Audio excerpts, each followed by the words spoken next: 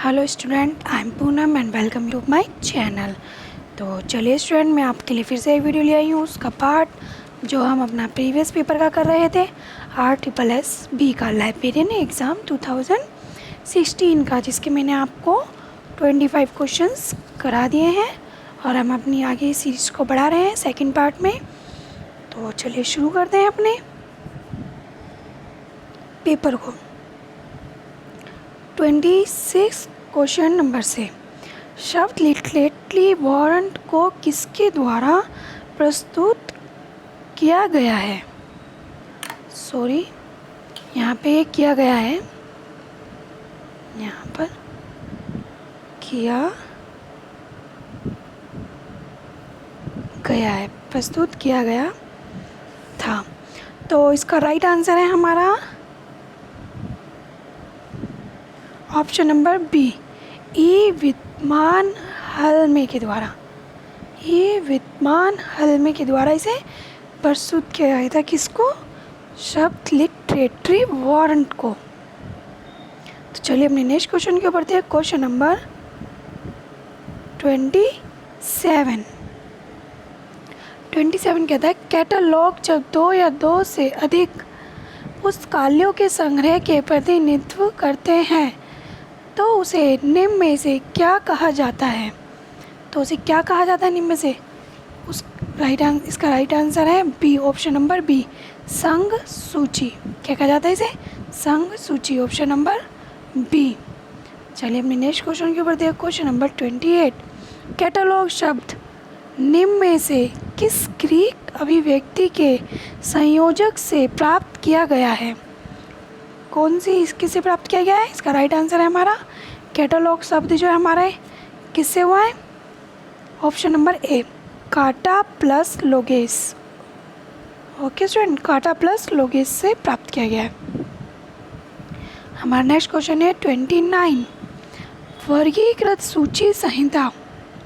वर्गीकृत सूची संहिता है हमारी, इसकी राइट आंसर है ऑप्शन नंबर डी, भारत की प्रथम वर्गीकृत सूची संहिता। वर्गीकृत सूची संहिता भारत की प्रथम वर्गीकृत सूची संहिता है, भारत की पहली वर्गीकृत सूची संहिता है। चलिए अपने नेक्स्ट क्वेश्चन के बढ़ते हैं। क्वेश्चन नंबर 30, रैमिफिकेशन का तात्पर्य है। तो हमारा रैमिफिकेशन का तात्पर्य क्या है? Option number C, right answer, विषय का विभाजन एवं उपविभाजन हमारा क्या है? रैमिफिकेशन का तात्पर्य है। तो चलिए अपने नेक्स्ट क्वेश्चन के बढ़ते हैं। क्वेश्चन नंबर 31 कहता है, निम्न में से उस चिन्ह को चुनिए जिसका प्रयोग दोनों द्विबिंदी वर्गीकरण पद्धति एवं दशमलव वर्गीकरण पद्धति में होता है। तो इसका राइट आंसर है हमारा ऑप्शन नंबर बी, ये हमारा होता है डॉट चिन्ह में। किस में होता है? डॉट चिन्ह में। तो चलिए मैं नेक्स्ट क्वेश्चन के बढ़ते हैं। क्वेश्चन नंबर 32, वर्गीकरण करने की गतिविधियों के 0/4 चरणों को कहते हैं। क्या कहते हैं इसको? इसको कहते हैं option number B, right answer, वैचारिक धरातल। क्या कहते हैं इसे? वैचारिक धरातल। चलिए नेक्स्ट क्वेश्चन के बढ़ते हैं। क्वेश्चन नंबर 33, एब्रिज्ड दशमलव वर्गीकरण पद्धति के नवीनतम संस्करण को बताइए। जो हमारा एब्रिज्ड था दशमलव वर्गीकरण, इसका जो नवीनतम संस्करण था वो क्या है? ये हमारा है ऑप्शन नंबर बी, 15वां संस्करण। किसमें है? 15वां संस्करण। चलिए मैं नेक्स्ट क्वेश्चन के बढ़ते हैं। क्वेश्चन नंबर 34, दशमलव वर्गीकरण पद्धति के नवीनतम संस्करण को बताइए। अभी तो इसने हमसे पूछा था एब्रिज्ड दशमलव वर्गीकरण को, अब ये कौन सा पूछ रहा है हमसे? दशमलव वर्गीकरण को ओनली, इसके नवीनतम संस्करण में। तो इसके जो नवीनतम संस्करण है वो है हमारा ऑप्शन नंबर सी, 23वां संस्करण। कौन सा है? 23वां संस्करण। और इस 23 के आगे है भी नहीं, 23 ही है लास्ट, DDC, सॉरी CC।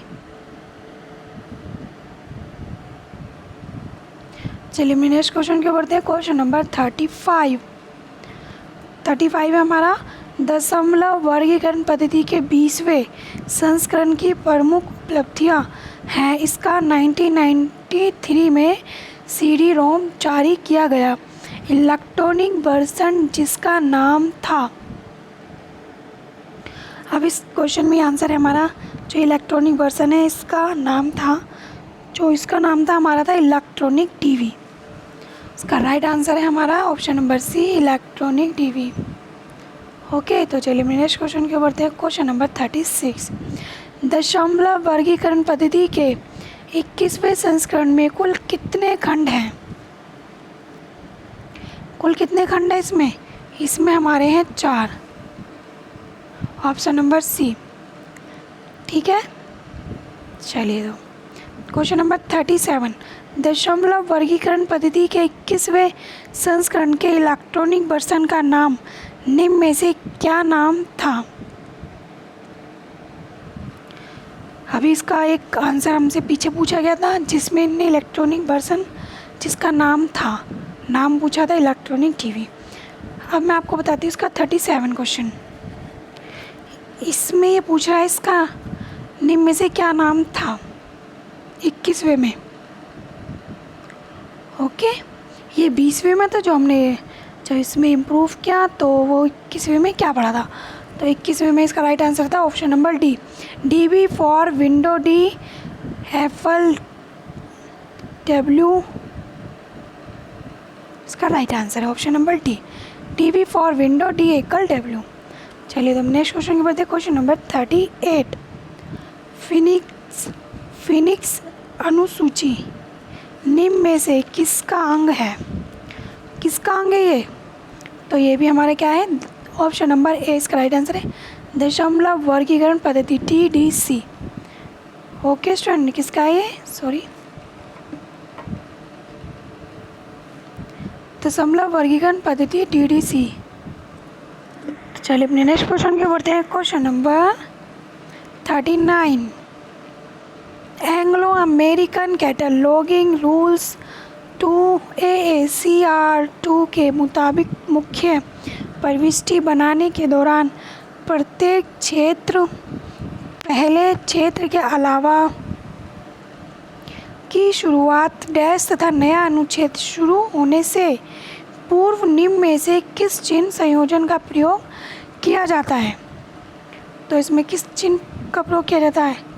इसमें किया जाता है हमारा dot dash dash, option number B, पूर्ण विराम स्पेस डैश स्पेस। ओके, तो चलिए हमने आगे क्वेश्चन की ओर बढ़ते हैं। Question number 40, Anglo American cataloguing rules 2 के मुताबिक 2RCAA यदि सूचना निर्धारित स्रोत S के अलावा बाहर से ली जाती तो उनको निम्न में से किस कोष्ठक में बंद किया जाता? तो किस कोष्ठक में बंद किया जाता है इसे? ऑप्शन नंबर सी इसका राइट आंसर है, बड़ा कोष्ठक। किस में बंद किया जाता है इसे? बड़ा कोष्ठक में। चलिए तो अपने नेक्स्ट क्वेश्चन के बढ़ते हैं। क्वेश्चन नंबर 41, परिग्रहण क्रमांक का अर्थ है, परिग्रहण क्रमांक का अर्थ है, इसका आंसर है ऑप्शन नंबर बी, प्रत्येक पुस्तकालय द्वारा प्रविष्ट किए जाने वाला यूनिक संख्या। ओके स्टूडेंट, इसका आंसर है प्रत्येक पुस्तकालय द्वारा प्रविष्ट किए जाने वाला यूनिक संख्या। चलिए मैं नेक्स्ट क्वेश्चन की ओर बढ़ते हैं। क्वेश्चन नंबर 42, निधानी सूची का मुख्य उपयोग है। जो निधानी सूची का मुख्य उपयोग है वो है हमारा option number C, right answer, भौतिक सत्यापन। क्या है? भौतिक सत्यापन। तो चलिए मैं नेक्स्ट क्वेश्चन की ओर बढ़ते हैं। क्वेश्चन नंबर 43, परिग्रहण पंजिका की मानक आकार क्या है? क्या है इसकी मानक आकार? इसकी मानक आकार है हमारी 13। ओके, 16 × 13। तो चलिए अपने नेक्स्ट क्वेश्चन के बढ़ते हैं। क्वेश्चन नंबर 44, पुस्तकालय सूची पत्रक विशेष रूप निर्मित तराजू डायर्स में रखे जाते हैं, उनको निम्न में से क्या कहा जाता है? तो इन्हें निम्न में से क्या कहा जाता है? तो इन्हें कहा जाता है option number D right answer सूची कैबिनेट। क्या कहते हैं इन्हें? सूची कैबिनेट। तो चलिए अपने नेक्स्ट क्वेश्चन की ओर बढ़ते हैं। क्वेश्चन नंबर 45, पुस्तकालय द्वारा क्रय की पुस्तकों का भुगतान निम्न में से किस प्रक्रिया के बाद किया जाता है? तो ये जो क्रय की होती है पुस्तकों का भुगतान किस प्रक्रिया के बाद किया जाता है? इसको किया जाता है हमारा option number A right answer परिग्रहण। किसके बाद किया जाता है? परिग्रहण के बाद। तो चलिए अपने नेक्स्ट क्वेश्चन की ओर बढ़ते हैं। क्वेश्चन नंबर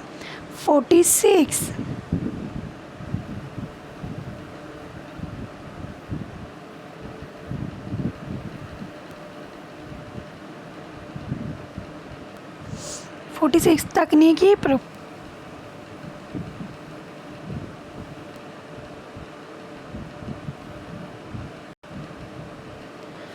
उपभोक्ता